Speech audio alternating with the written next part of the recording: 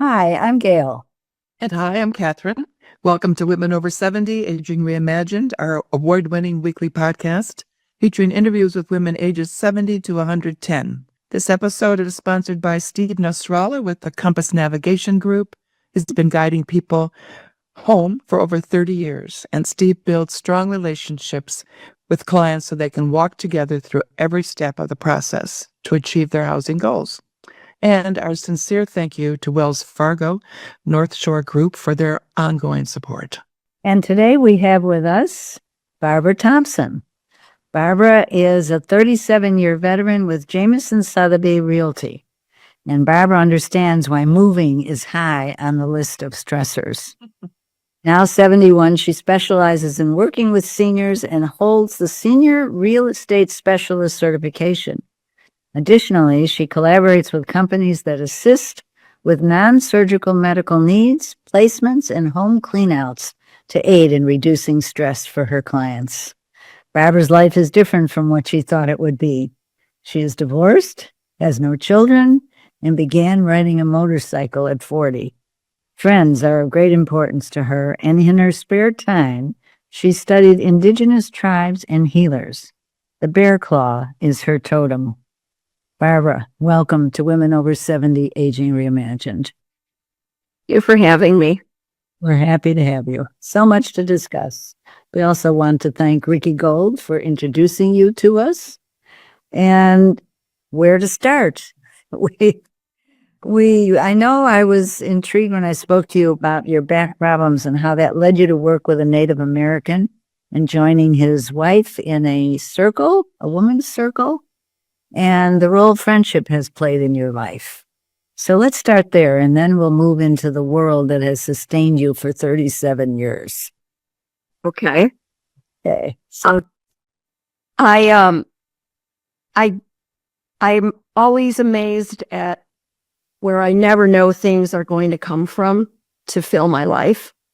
And a simple question in a real estate office shifted the whole process of the way that I live and think and feel. And that was moving me into a spiritual world of understanding more my deepest soul. And being 70 and single, I feel like it is a calming factor in my life. And it allows me to peacefully move through it. So, and just for a note, because we talked about it, the way that developed was I had hurt my back and I was in the office and there was a pregnant woman who I was friends with, and I asked her, due to pregnant women having problems with their back, if she knew a doctor that she's been working with and would recommend. And she said to me, "Barbara, I have the perfect doctor for you. I don't really understand what he does, but he's a craniosacral and you need to go meet with him." So that's how it started. And it led to being introduced to his wife, who had a women's circle, and got to be with women my age, all different backgrounds. And for 23 years, we met monthly and grew together in the deepest way that you possibly can in that format. Mm-hmm. Okay. So let's talk about moving. We know that can be incredibly challenging for folks. And, important decisions have to be made. So what's your role there? How do you fit in? I encourage, if it's children working with their parents, I encourage them to have us all sit down and meet. And I go through the scenarios of what could happen if they chose not to make any decisions at the moment. And mostly because I've seen in my career how the delay in making decisions causes the worst stress for all the family members. the children don't necessarily know everything that's going on with their parents. They don't know whether they have their will and testament put together. They don't know if they have all the paperwork in one place. So when they have to get into the process of selling either a home or a business, investment properties, they're lost. As well, the longer children wait or the seniors wait, the opportunity for a disaster could happen. And then all of the responsibility goes on the children, which causes delay, causes heartbreak, and it's a difficult responsibility to then place your parents in a home or a facility that they had no part in participating in choosing. And to me, the most enjoyable way, which sounds counterproductive, I suppose, because you're looking for your last home, is to work together and to enjoy the process as much as you can so that you know where you're going to end up moving to, if that is the situation, if the family can't afford to do 24-hour care and the parents can live on their own in their home or stay in their home. It's an incredible challenge for families, and it's the most important decisions and arrangements that really need to be discussed and followed up on and completed before it gets too late. So that's sort of the downside of waiting. And you are very helpful in that area because you help the children make decisions. So what about just people who are ready to move and want to find the best place possible, not necessarily a retirement place or a senior place, but they just want to move? I have several clients like that right now. And the big question, I think, for them in this space and time is, how do they market their current home? Do they have to do work to upgrade it, or can they sell it as is? And I think it really depends on what the market is dictating and what the actual product is. And that would be determined once I would see their homes and we would walk through it. Of course, if you list something that isn't as high as what the market is bearing due to the condition that it's in, they will then have to take a lower price, but they have to be willing to do that and be realistic. I love working with seniors. I love working with people who are up for a change. Most of the people that I have worked with currently live in walk-ups, and they know that it's time to look at a change before something happens that it will prevent them from doing it on their time. So we walk through the whole process as I would with any of my buyers and any of my sellers. They give me their coordinates. They give me their price range. They give me all of their particulars. And then I go and I research that and set up the appointments to get them in, take a look, and go through the process. The other thing we have to look at is, do they have to sell before they purchase? It's always a tricky situation, but it has always worked out in the 37 years that I've been doing this. So you just have to have faith in the fact that there are ways to work through the process with the buyers coming in, the sellers going out, and the buyers who just sold to move into their new place. So it's an interesting process, but it works. I'm a survivor of the moving process. 35 years in my home and moved into a condo just a few months ago, but I noticed that your services include purging, gifting, donating personal items, staging, etc. Do you do all of that yourself, or do you have a team of people that you bring in for those different services? I have a group of people that I reach out to that provide those services. Yeah. I will go through the house and let them know what to expect and what the best approach is to organizing those things. It also depends on where they're going. If they're moving to another residence, they have to decide what they want to take with them. Then the easiest thing is to get the family in to see who wants what. And then you can start with the company to box up the things that you know you are not going to take or wouldn't be included in the move. And then in additional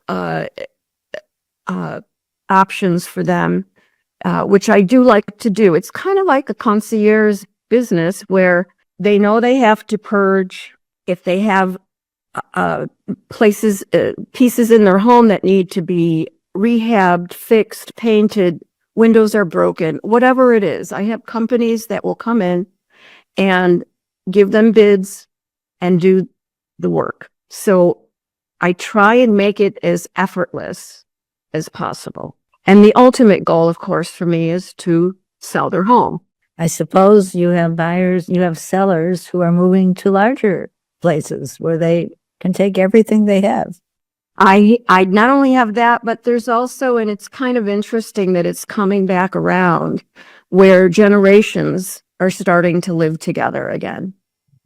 But finding the right facility or the right property to accommodate the families. It's a joy to work in that situation and see the family unit working together so well. I lived with my grandmother. Most of my friends grew up living with a grandparent, and you don't really hear of that as much today. Right. Yeah. What's the real estate market like today? And where do you concentrate your efforts?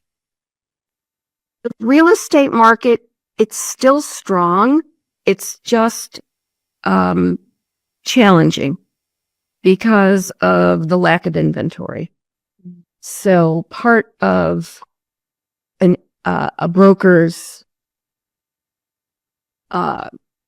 strength is to work outside the box and reach out to the agents in all different areas in the particular product that your clients are looking for, and make sure that they're aware of what you're looking for in case they do get a listing that hasn't gone on the market yet. And I have also called agents that work in certain buildings or complexes that have had listings and have had sold, again, to let them know what I'm looking for and the time frame on it. It's important to have relationships with brokers out there that you can work together and that there's a trust, that you know that when you're going to work with them, that the deal is going to go through and everyone's going to end up happy. Talk a bit more about the emotional side of the moving for the people who are moving and making these heavy decisions, and what role you play in emotional support.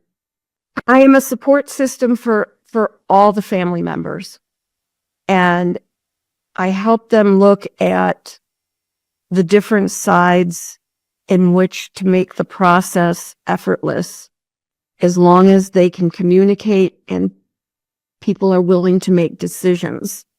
There's nothing anybody can do if the people who need to move refuse to make decisions because they don't want to let go.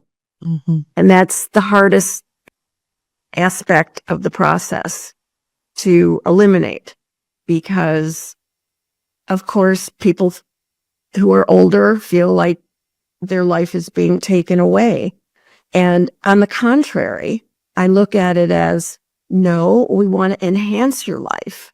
We want to create an opportunity for you to move into from where you are to where you're going in the most pleasant way, and to create the same kind of home environment that you're coming from to where you're going to go to. We can't do it alone. We need help. And sometimes the children aren't the right people to do it with. And that's a whole nother subject to deal with. So Say a little more about that. not all families get along. And if that is the case, as long as the parents have paperwork of power of attorney, their will, then I can help facilitate the direction of what they want to do without the children participating.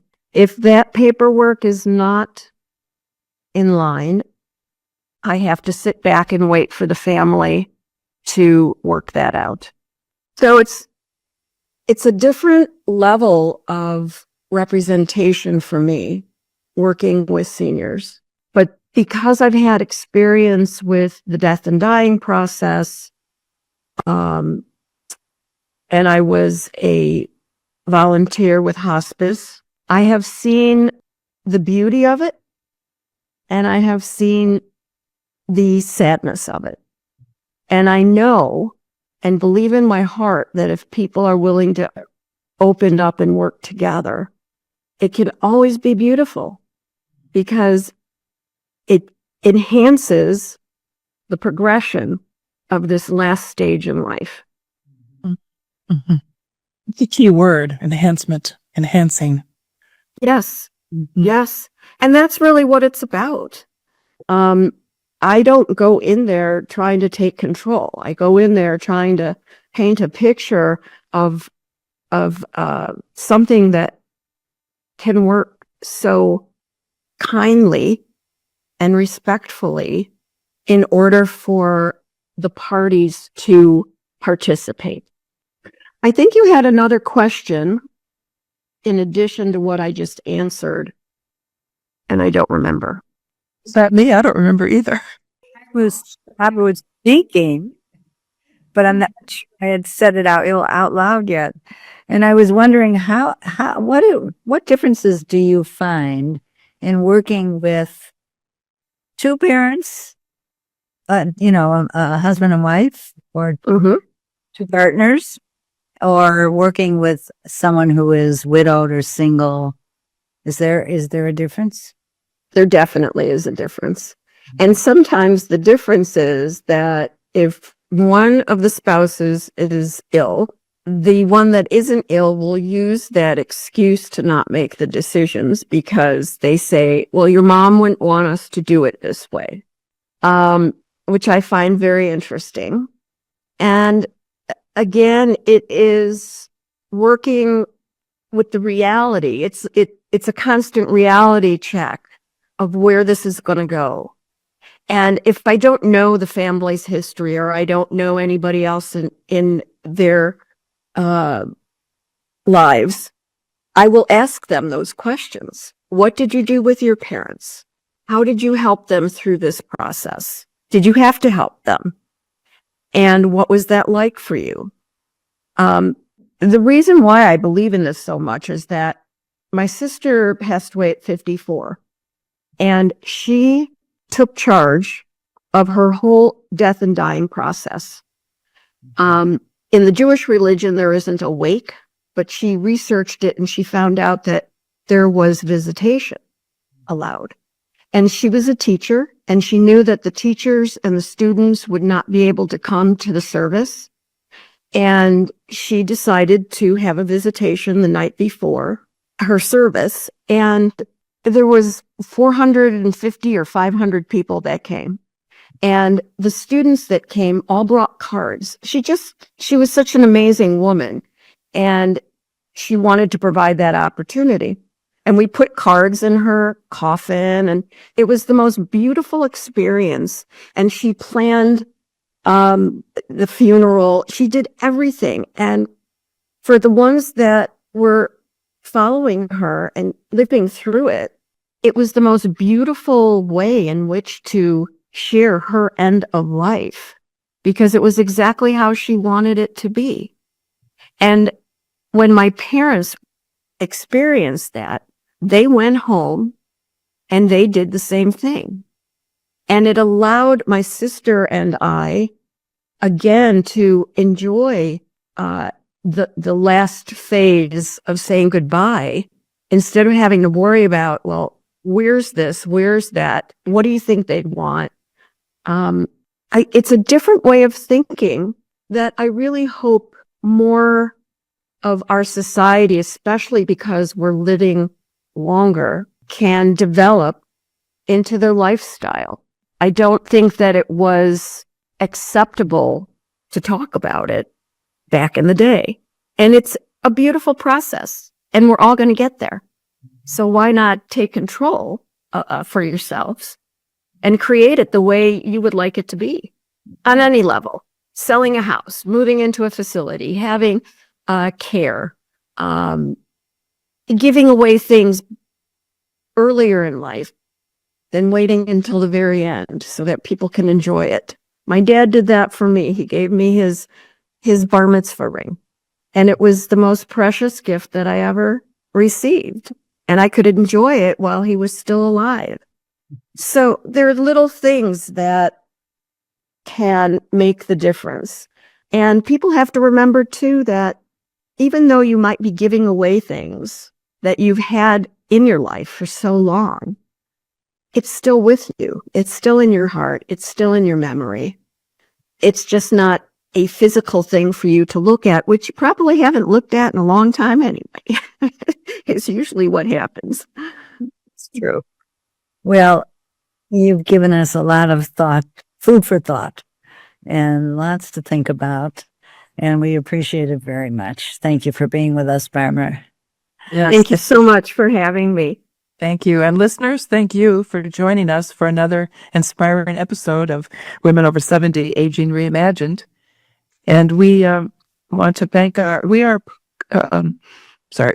collaborating with other podcasters who focus on women and aging issues. And this week, we want to introduce you to Women and Friends at janeletter.net. And Jane and her guests take what she calls a deep dive into the joys and challenges of being an older woman in today's society. Thank you.